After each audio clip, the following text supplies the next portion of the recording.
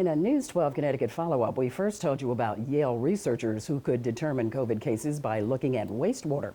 The project has been scaled down, but News 12 Connecticut's Mark Sudol reports there's still so much to be found in places where most people don't want to look.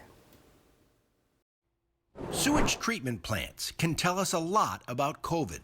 We capture the influent there, and that gives us a picture in just one sample of what's going on. Jordan Peccia at Yale has been getting the scoop on poop and says his research finds traces of COVID in your feces before you even get symptoms. That can be a much more efficient manner than testing everybody, compiling those tests, and then looking what goes on. He says waste is a more exact sample of COVID than testing because of the inaccuracy of some tests, people who don't want to get tested, and even if you're doing home test kits, those results aren't reported to the state.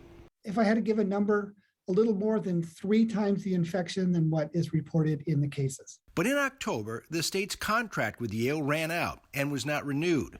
Now the state believes testing is the #1 way to get results. Experts still believe it's really #2.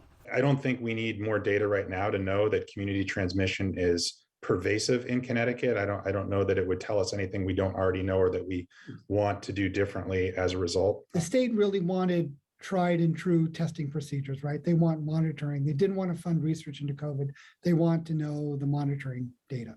Yale researchers say they have been able to continue their project thanks to a private donor, but they are now just testing New Haven, and they are seeing the possibility that cases may be leveling off. Mark Sudol, News 12 Connecticut. Yale researchers say they're not finding as much COVID in wastewater with the variants compared to what they saw at the beginning of this pandemic.